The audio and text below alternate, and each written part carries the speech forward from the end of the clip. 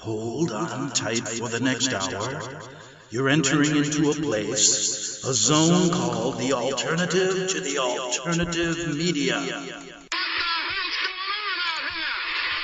It's a place, a special place where even truth seekers fear to tread. All right, people, let's move like we've got a purpose. Affirmative. Okay, folks, welcome back to the Investigative Journal on this Friday. You're listening to Greg Anthony's Investigative Journal on FirstAmendmentRadio.net. Today, I want to ask you a question.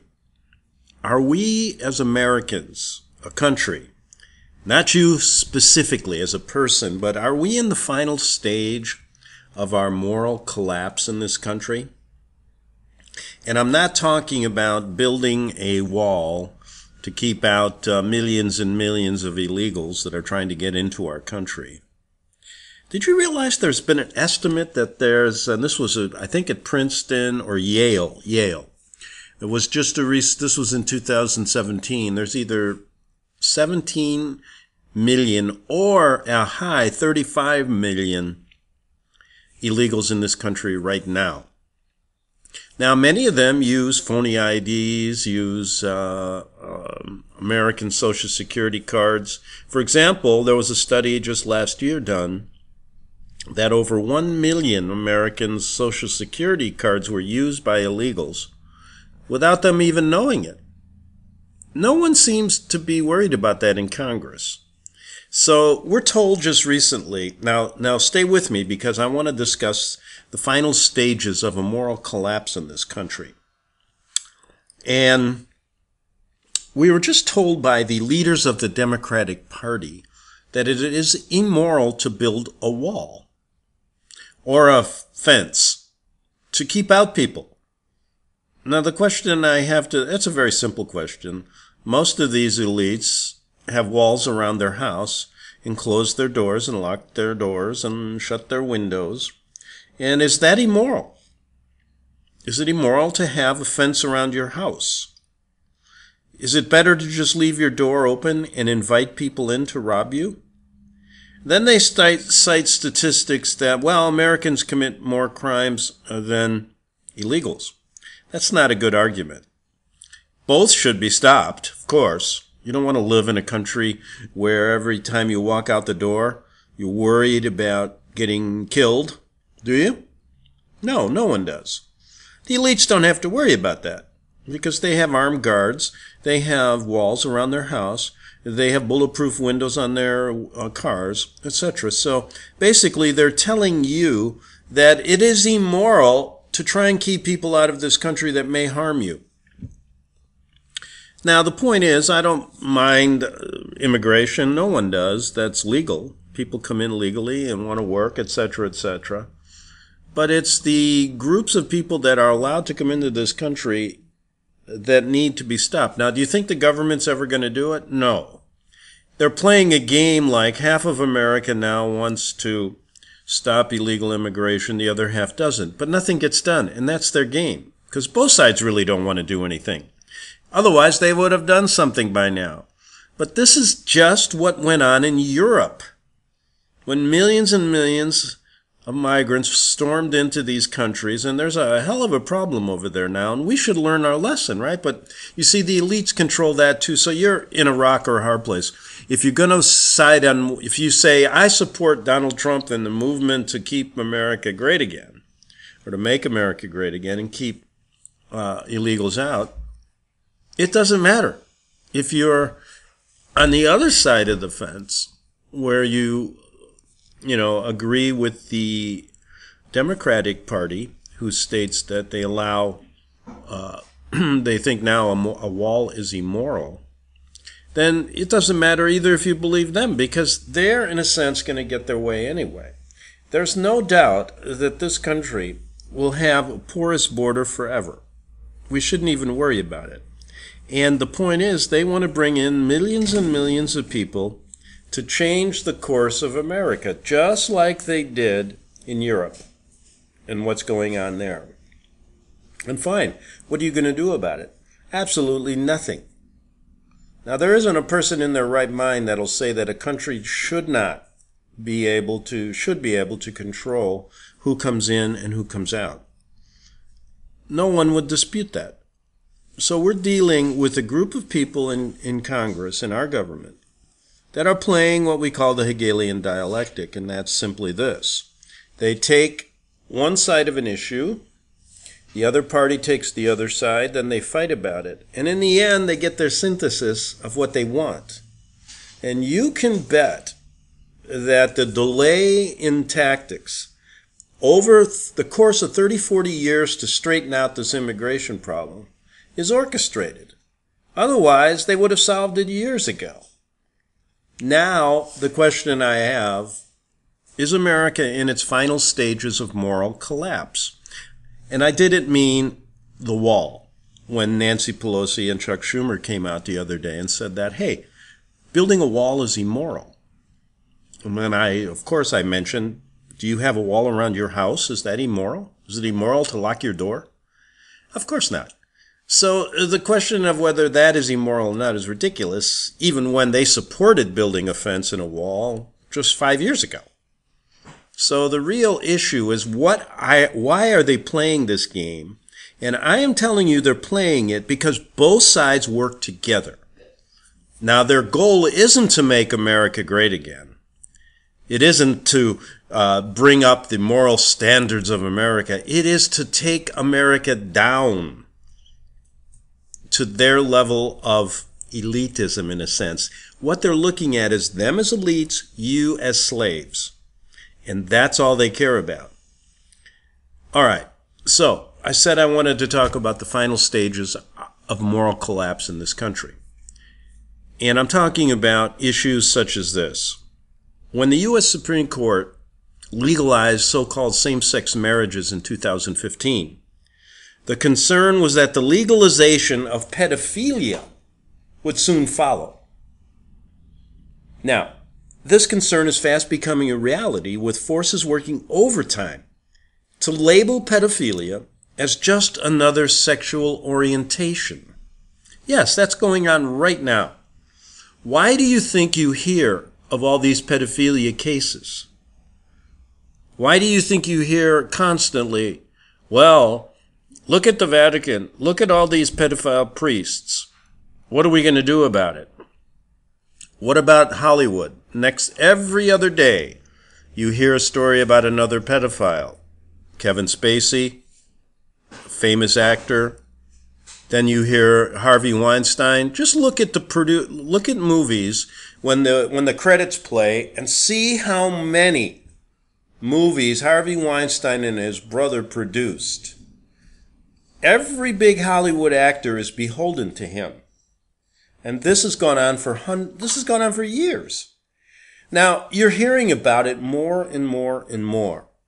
And the reason you're hearing about it is because behind the scenes, they want pedophilia to become normal. It's normal to do that. It's normal to have same-sex marriages. Oh, it's normal to be a homosexual. So all of these things, if you look back 30 or 40 years ago, were not normal. Now, I'm not criticizing anyone. Oh, I am criticizing a pedophilia. Shouldn't play around with children. But let's say you meet a homosexual. I don't really care. What I care about is the legalization of it. The idea that it is normal. It is not normal. It's not normal in the animal world. I mean, most animals, there's a few. Are animals homosexual? Well, you can look to a few species of fish who change sex, who are both sexes, etc., etc. But it's not normal. It's not normal. You don't see a bear in the woods playing around with another male bear and sleeping with them, do you? No. Well, the idea that homosexuality, pedophilia, transgenders are normal is not the case. It's not normal. It's an aberration. I'm not saying that we should get rid of them.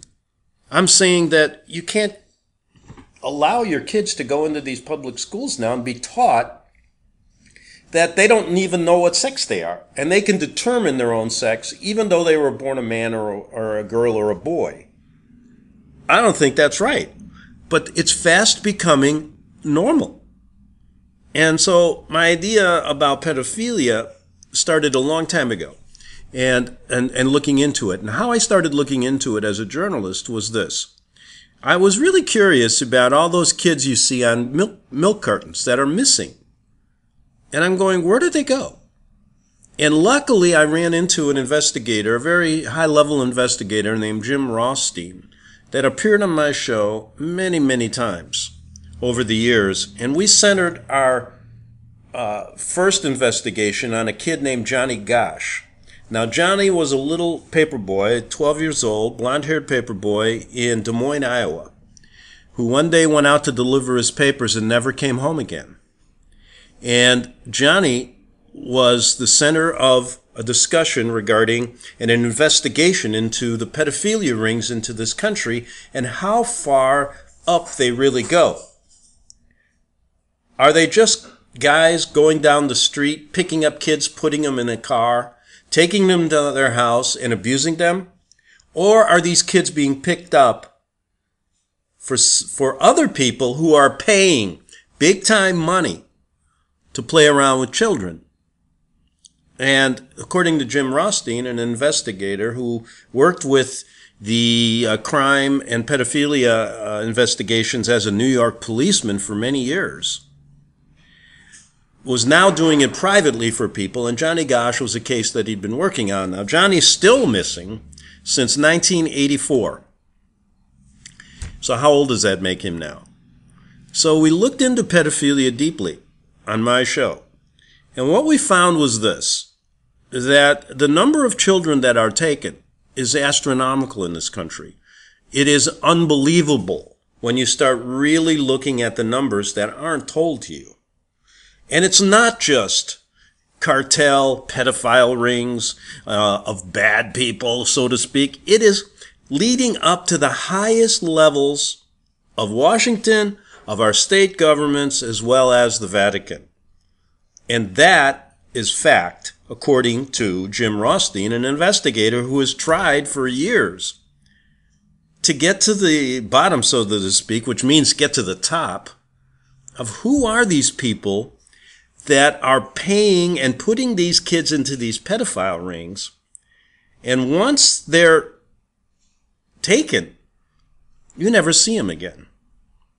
Now, to make a long story short, is the problem is that every now and then you're gonna see somebody that's thrown to the wolves. Okay, we caught this pedophile. You're seeing it now in Hollywood. They're putting people out there like Spacey. They're putting people out there like Harvey Weinstein, who will probably get a slap on the wrist.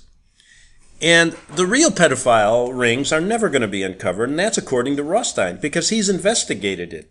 Now, when he was first starting to investigate these pedophile rings, he was still a detective with the New York Police Department until he was fired, or told he couldn't work any longer because the boy that had been abused, and he had uncovered at least 10, was abused by none other than the most powerful man in America at the time, Cardinal Spellman, in New York City. Now, he went to his boss because he had solid evidence that this kid was abused by Cardinal Spellman, and even had one of Cardinal Spellman's shoes that the kid ran away with. And the story was credible.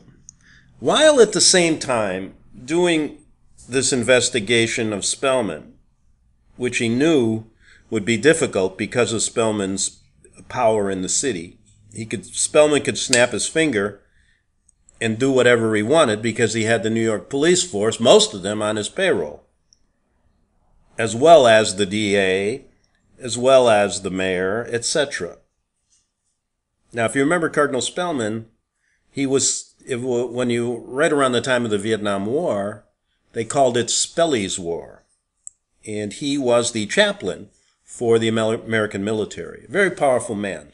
Now, Cardinal O'Connor, who's there now, is the same. It's the same thing. And that's why you see each presidential candidate go to what's called the Al Smith dinner prior to the campaign, prior to the vote in the presidential election, and both of them sit in between, on each side of the cardinal. And it's pretty obvious who's the boss.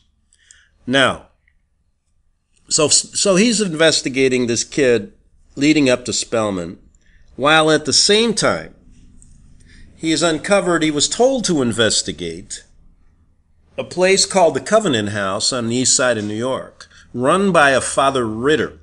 Okay, now this is important. You can go and get these interviews, and I'll tell you where to get them in the second half hour. But this is all leading up to the moral collapse of what in our country and why it's not ever going to be dealt with properly. Now, I'm not saying for example, you can be sitting here right now listening to this, and you are a person that says, yeah, I don't want my children being told they don't know they have a choice of what sex they are. I don't want to have my children, I don't want to grow up in a country where, people of the same sex get married. I mean, is it normal? I mean, can they have children? That's the reason for marriage, I think. Because if you don't have children, you're not going to have a civilization any longer. So the idea that marriage is okay, there's even people that say it's okay to marry, a moose. Okay. Now, it's no sense because the term marriage is different than what the U.S. Supreme Court now says it is. They say it's legal. Okay? Now, when you look at the top levels, they never seem to, according to Jim Rothstein, seem to get caught for what they do. So we have Rothstein looking into Spelman, one of the most powerful men in America at the time.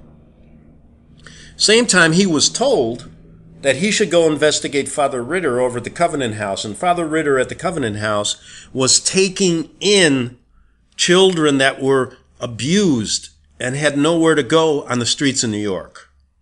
And he set up this place on the east side called the Covenant House. And when Jim Rothstein went there, he found that there were 40 to 50 children with incredible stories about how they were abused by people in New York, some being politicians, some being priests, etc., etc. Now, Ritter set up a place to help these kids, but he was told by his boss that Ritter was a bad dude, that Ritter was a pedophile, and that he needs to investigate Ritter, while at the same time, he was kind of saying, well, what are you talking about with Spelman?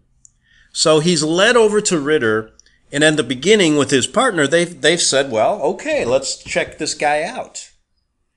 Well, over the months, they checked him out thoroughly and found out that he wasn't a pedophile, that he was actually trying to help kids, and at the same time was speaking to other high-level people in the Vatican who wanted to basically get to the bottom of the pedophile ring, including some of the high-level Vatican people. Now, we're going back to the time of when?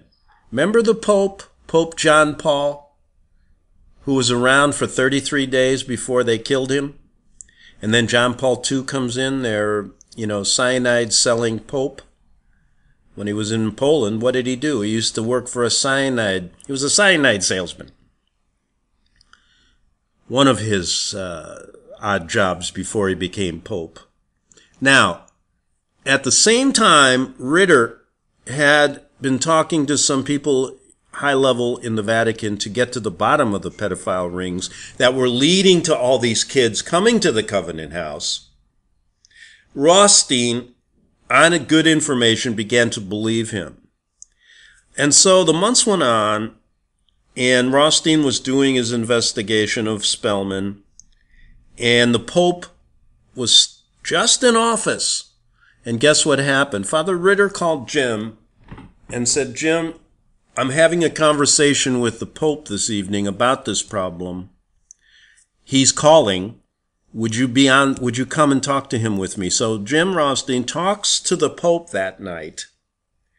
And he had given the Pope the information about Spellman, which he already knew.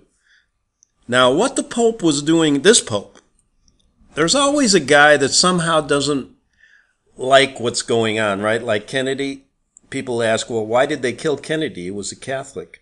Because he backstabbed the Vatican, if you look at exactly what he was doing. And so the Pope in office at this time was the same. They thought he was one of theirs, but soon they found out he had a different agenda. One of the agendas was to stop pedophilia in its tracks back in the 1979, and another one was to get rid of about 150 high-level cardinals and bishops who were involved in Freemasonry in what was called the P2 Lodge in Italy. So, this wasn't going to ever work. He signed his death warrant, so to speak. But in this conversation, what Jim and what I learned through Jim was that Spellman was protected. Spellman was protected. In turn, high-level pedophiles in state government, in our government, many being in Congress, as we speak today, still there, are protected. And many high-level businessmen are protected. What happened? So you think you got the Pope talking to Jim Rothstein. You got Father Ritter, who's trying to really get to the bottom and help these kids. Guess really what happens? Spellman walks. Nothing happens to him. He went to court over this case and said the kid was a thief and stole his shoe. Why would the kid steal one shoe? He broke into his quarters and stole his shoe. And that was the end of that case. And how many other kids stole his shoe, so to speak? So Spellman nothing happens to Spellman. But what happens to Father Ritter, who's a good guy? He's banished. Yeah. When was he banished? Well, after the Pope was killed. Pope John Paul. After being a Pope for 33 days. And I can verify what he was doing because at the time I had just arrived in Italy. And I was there in the aftermath of this. And I can tell you, without hesitation, that the investigation into his death was a cover-up. Exactly what he was doing, trying to out these priests who were in Freemasonry. And that's supposedly, if you read canon law, supposedly you're to be excommunicated if you're involved in Freemasonry. Well, that's a joke. And then he was trying to get to the bottom of these pedophile rings in America, and he had to be killed. So then what happens? After he's gone, Ritter's gone, he was basically his own priests set out on a campaign to destroy him and said he was a pedophile. And he ended up in some monastery way up in upstate New York. Really a broken man. Now, I only got 30 seconds. I'll come back and tell you what happened to Jim Rothstein, and then we'll get to the bottom of this question of, is America in its final stages of moral collapse as a nation? And we'll use some examples. How about Joan Rivers, who outed Michelle Obama as being a transgender and then was killed immediately after, or died, within a month? Back in 3 minutes on the Investigative Journal. The book of Revelation says, the spirit of prophecy is the testimony of Jesus Christ. This is at the very heart of FirstAmendmentRadio.com. In that spirit, we have created the Prophecy Reality News app. for all of your mobile devices. Streaming First Amendment Radio 24 hours a day, 7 days a week. Available for your Apple, Android device, and smartphone, absolutely free. Get the Prophecy Reality News app installed today so you can listen to First Amendment Radio wherever you are. The Prophecy Reality News app. Get it now.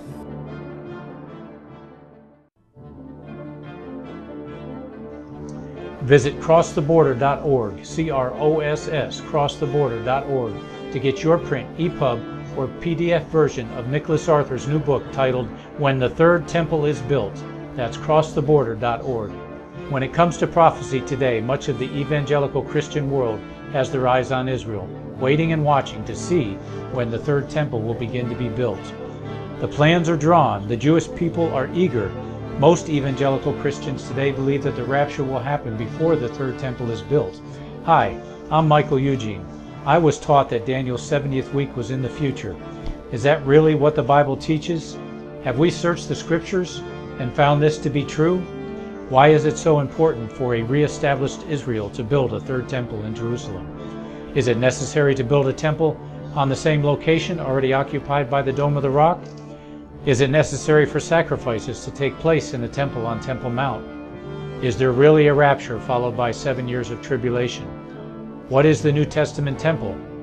Can we identify history and prophecy? Who is the first beast in Revelation chapter 13? Who are the 7 kings in Revelation 17? I have asked all these questions, and I have found Nicholas Arthur's new book, When the Third Temple is Built, answers all these questions and more using Scripture to interpret Scripture. The Bible says that no prophecy of Scripture is of any private interpretation. Nicholas shows us in his new book, When the Third Temple is Built, how the Bible interprets prophecy and not man's private interpretation. Visit crosstheborder.org, C-R-O-S-S, crosstheborder.org, to get your print, EPUB, or PDF version of Nicholas Arthur's new book titled When the Third Temple is Built. That's crosstheborder.org. The following program is labeled dangerous and off limits by the supreme Jesuit command. But stand tall, people. Listen up, and you may just learn something. Oh, dear Lord Jesus, this ain't happening, man. This can't be happening, man. This isn't happening. Okay, we're back on the Investigative Journal. I don't know what you did during that break, but I had a nice hot cup of coffee and want to finish up this week. And the subject is important. I've done many shows on pedophilia in this country, the pedophilia rings, and we were discussing the case of Johnny Gosch and Jim Rothstein, and we were at the point of telling you that Father Ritter had been banished because he was a good guy trying to help kids. The Pope had been killed because of trying to get to the bottom of these pedophile rings, including trying to get rid of Cardinal Spellman behind the scenes, which is an impossible task. And then what happened to Jim Rothstein? You would think that he would be honored for all the work he did. And I'm telling you, he did a lot of work in trying to help these kids and getting to the bottom of who were these high-level pedophiles. But guess what happens? He was let go, and he wasn't told, basically, he wasn't told nicely to leave. He said, you either leave the department and we'll give you your full pension, or basically you will be killed. Before that, he was given a bribe of $1 million to end this investigation, and he didn't take it. So that's what happened to Jim. He went on to, I think he's a mayor in a small town in Minnesota now, and also still working on these pedophilia investigations. If you're a mother or father listening and you have a child that you think has been put into one of these rings, contact me, and I can get you in touch with Jim because he has a lot of connections and still helps people as a private investigator in these cases, which are quite difficult. As far as Johnny Gosch, I'm not going to get into it because I've done many shows, but look up Johnny Gosch, Google him, and you'll see what happened to him. Okay. let's talk more generally about what I really wanted to talk about. The final stages of this moral collapse in this country. And is there any evidence to show you that? Well, you know as far as you know, like me, that you cannot say anything publicly now. Whether you're just a comedian joking about the LGBT community, homosexuals, transgenders, anything. Listen, you can't even, it's really to a point of ridiculousness. And Kevin Hart is a good example. I mean, he made a few jokes a few years ago regarding homosexuals, and he can't host the Oscars because of that. So, I mean, we're seeing that America is moving in a direction where the Supreme Court in 2015, like I said, legalized same-sex marriage. And the concern of people behind the scenes was that, what about the legalization of pedophilia? And this concern is fast becoming a reality. I'm going to give you a few facts here. With forces behind the scenes working overtime to label pedophilia as just another sexual orientation. So it's just something else. It's just another sexual orientation. It's normal. Now, there's a guy named James Cantor. He's the director of Toronto's Sexuality Center. Well, what is a sexuality center? Can you believe they give money probably for this? There's a sexuality center. What is it? What is it, like a whorehouse? No. It's a place, I guess, where deviants go and say they're normal. I don't know. Now, I'll get a lot of criticism over that. But the question I ask you, do you think a person that plays around with a kid sexually is a deviant? Do you? Do you think he's normal? Or her? Okay, I don't. I don't know about you. But anyway, he said this guy Cantor, who runs a sexuality center in Toronto, stated in December that the choice of pedophilia should be a right. Yes. Here's what he's saying. Speaking as a gay man, he tweeted, "I believe we should include pedophiles. To do otherwise is to betray the principles that give us our rights." So what he's saying is not uncommon if you start looking at what's going on behind the scenes in a number of different papers that have been written by the American Psychology Association, etc. Now, following up on the normalization of homosexuality and transgenderism, there was a medical student named Miriam Heine in Germany last May, and she said that, listen, pedophiles are seemingly born that way, and therefore they need to be accepted. Just like pedophiles, she said, we are not responsible for our feelings. We do not choose them. Did you hear that? We do not choose. We are born that way. So if you're born, as she's stating, as a pedophile, that should be accepted. And that's exactly what this guy Cantor was saying. Now, the American Psychiatric Association, what have they defined pedophilia as? As a sexual deviation, a sociopathic condition, and a medical disorder. Now, there's a growing push among many people now to reclassify this disorder. Right, they don't like what the American Psychiatric Association said, and there's been some papers written opposing this view that pedophilia is a sexual deviation. There's a growing push amongst elites and others in academia to now reclassify this disorder as just another sexual orientation. According to a UK, an English sociologist, Sarah Goode, such a reclassification of pedophilia is definitely an option. And here's what she said. There are a lot of people who say, we outlawed homosexuality and we were wrong. Perhaps we're wrong about pedophilia. She explains this in a 2013 article titled Pedophilia, Bringing Dark Desires to Light.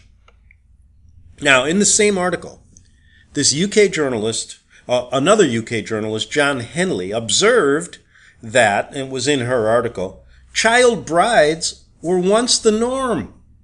In the late 16th century, the age of consent in England back then was 10. So what he's saying is, wow, we've really made a mistake here. Why don't you go out, and look for a 10-year-old bride, and that's okay. Now, Henley further appealed to research that suggested sex acts between adults and children might be a good thing. Can you believe this guy?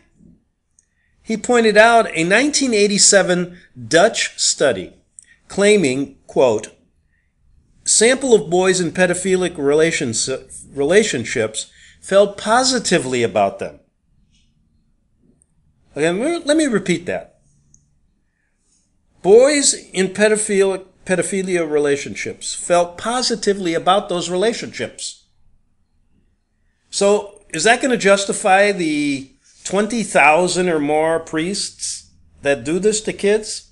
And are they going to say, well, the boys, they feel positive about our relationships? He also cited a major 1998-2000 American analysis suggesting that such relationships, when entered into voluntarily, are, quote, nearly uncorrelated with undesirable outcomes. Now, like Heine and Goode, these other people, argues for a shift in social attitudes towards pedophilia. And they say this: adult sexual attraction to children is part of the continuum of human sexuality. It's not something we can ever eliminate. The key to minimizing child sex abuse, says Goode, is to remove the stigma on sexual attraction to children and allow pedophiles, now listen to this, to just be ordinary members of society with moral standards like everyone else. Okay, folks, that's what's going on behind the scenes. Just a little article. But can you imagine if we take that last statement,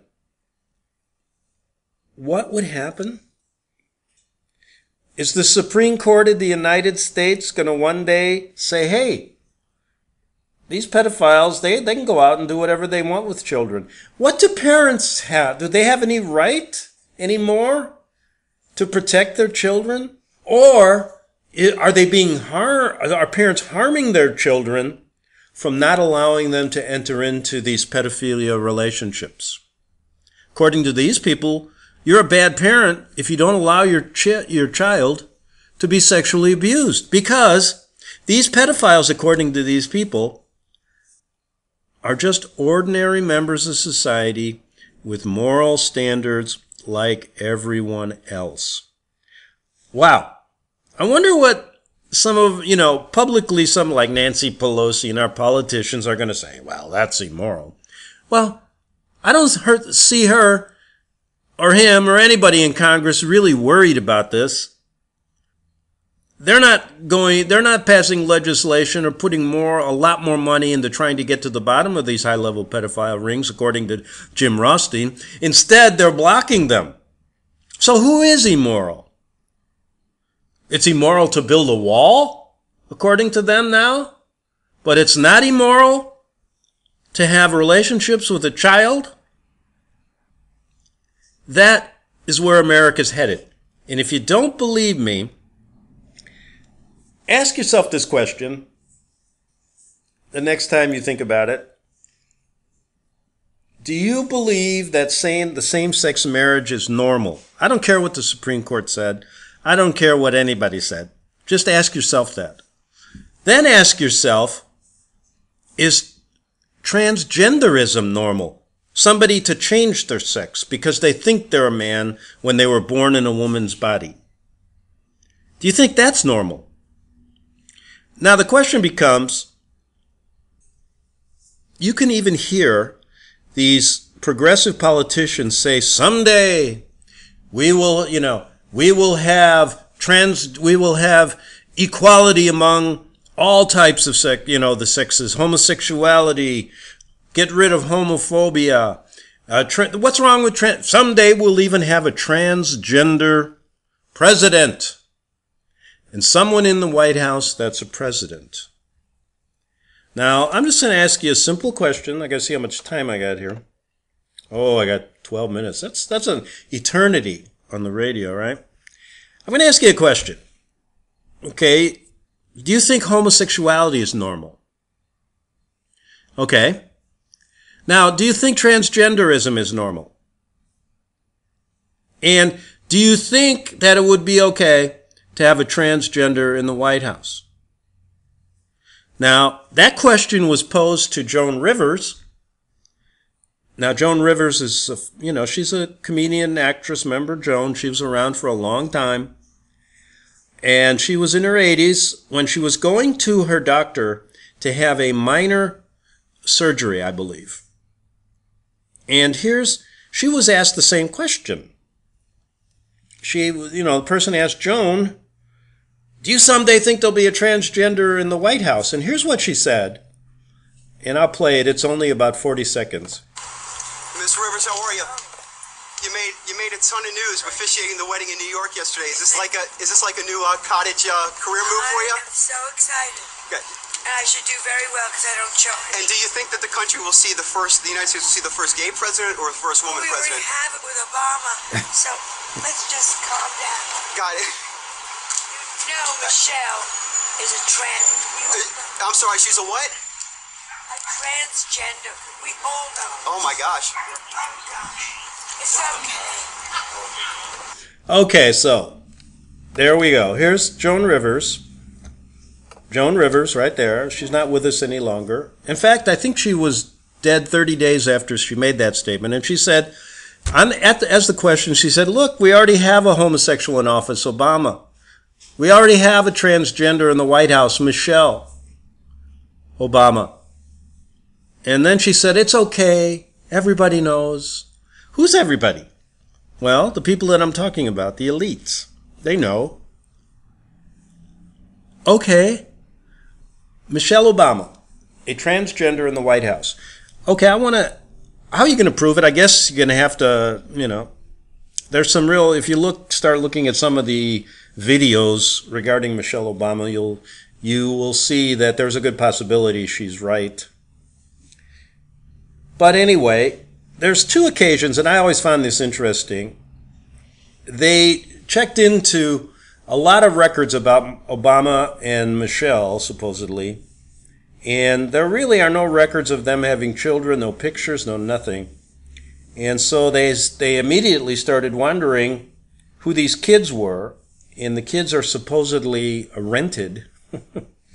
It's interesting. But who was Michelle Obama? If she's not Michelle, she had to be a boy. Well, supposedly her name was Michael Robinson before she decided she was a woman. And there were two occasions Obama was giving a speech. One was to the American military, and another was another speech on the White House lawn, where he referred to Michelle as Michael. You can go get them. He actually called her Michael. Now, was that a slip of the tongue, or did he do it on purpose? They don't make mistakes like that. It was done on purpose. He told people, and he knew that 90% of America, listening to me, listening to Joan Rivers, listening to him, would never believe that the woman this year who was called the Woman of the Year on Time magazine, this year, Michelle Obama, I said she should have been the Man of the Year. But that's what we have going on. Now, no one's going to believe this outside of a few people that look into it, because, as Franklin Delano Roosevelt said. We know who he is, right? He said the only people that really believe in conspiracy theories are those who do the research about them, because they're true. So check it out. But that's a good example of Michelle Obama being outed by Joan Rivers. Now, Joan was in her 80s when she made this statement. She'd been on American television for 50 years. I can remember as a kid remembering Joan Rivers, always this kind of New Yorker. She was a comedian, never took any crap from anybody, that type of woman. She was in fact, refreshing and many times watching her. And she was going into her doctor's office to have a minor surgery. 30 days later, they reported that Joan Rivers had died. There wasn't much investigation done into it. But do you think it had anything to do with what she said publicly that was listened to, heard by millions when she made that statement? I can't say it did, but I can't say it didn't. It's interesting. Now, the point is, why, if Michelle Obama is a transgender and you believe that transgenders, homosexuals, same-sex marriage, pedophiles are all normal, why doesn't she tell everybody she is? Why? Because the moral decay of America has not been complete yet. That's what they're doing now. And it will one day be normal. And one day you'll read in the newspapers, my goodness, Michelle Obama finally had the courage to come out and say she was a transgender and our president was a homosexual. They're all coming out of the closet. You know why? Because they're making it normal. Normal for the masses. You know right now that if they said that, they could never get enough votes to win. Because there is still middle-class America in Wisconsin, in Iowa, in Illinois, in the Farm Belt, many people outside of New York and LA that do not think that transgenderism is normal, that do not think homosexuality is normal, that do not think same-sex marriages is normal. And the goal of these elites is to basically change that. Now, of course, many people that grew up in my time and others in the World War II era are going to be dead soon. And so what's going to happen in 30 years, 40 years, 50 years, when these kids are brought up into this, when they're taught to go to school and taught by their teachers that they have the right to choose what sex they are, even though they were told they're a boy or a girl? What do you think they're trying to do? They're trying to get it to a point where this is normal. That all of these crazy sexual deviant actions, along with abnormalities, when I say, look, the homosexual population isn't as large as it is today unless there's a political movement behind it. Because I believe a lot of people say they're queer or homo. You can't even say that now. Say they're homosexuals because they get treated specially now. And they're really not. I remember 40 years ago, I don't remember so many homosexuals around. I can only remember meeting one or two in my college. Now, I don't think, if you got a classroom of 30, probably half the class is going to say they're homosexual because they'll feel special. They'll feel taken care of. So what kind of world are we creating, really, if we continue to not address these issues and talk about them without being called a bigot? Now, if somebody played this show on mainstream news or whatever, you know how many people would say that I'm a bigot? And it would all come from progressive left, of course. But how many people actually feel the same way about it, that can't speak about it?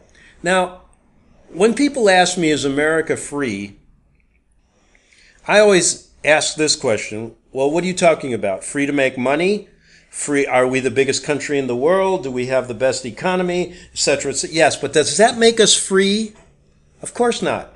What makes a country free is when you feel you're able to speak openly about very difficult, problematic issues without being harassed, without being ostracized, and without being, in the end, for many people who are popular, killed. Now, I believe America is moving in a direction where it isn't the norm to speak out about issues. Freedom of speech is dead. And so when people ask me, is America a free country, I say absolutely not. And I evaluate it that way. If I can wake up in the morning and state that, I feel like I live in a country where all views are accepted and listened to, and that we deal with issues that are problematic to our society, then I think I live in a free country. But today you can't. Many people cannot speak their mind in America any longer. And it's getting worse and worse and worse. That is not the way a free country needs to move. We need to move in a complete different direction, where I believe that if you can, at the end of your life, say, I've seen this country and I see it moving towards a place where everyone has the right to speak their mind, especially about controversial issues like this, because it's very important. And I believe many people stay quiet because they know they will be harassed, ostracized, or, their livelihood taken away. Have a good weekend, and back Monday on the Investigative Journal. The book of Revelation says, the spirit of prophecy is the testimony of Jesus Christ. This is at the very heart of FirstAmendmentRadio.com. In that spirit, we have created the Prophecy Reality News app for all of your mobile devices, streaming First Amendment Radio 24 hours a day, 7 days a week. Available for your Apple, Android device, and smartphone, absolutely free. Get the Prophecy Reality News app installed today so you can listen to First Amendment Radio wherever you are. The Prophecy. Since the beginning of time, kings have sought it, nations have fought for it. It has been traded, it has been borrowed, it has been purchased, it has been stolen. There's a reason for it. To secure the blessings of liberty to ourselves and to our posterity. Invest with the security of gold and silver. Call Discount Gold and Silver Trading at 1-800-375-4188 or visit discountgoldandsilvertrading.net. Listen to Financial Survival with your host Melody Cedarstrom right here on FirstAmendmentRadio.com at 4 p.m. Eastern or 1 p.m. Pacific Time. Visit discountgoldandsilvertrading.net or call Discount Gold and Silver Trading at 1-800-375-4188. Toll free 1-800-375-4188.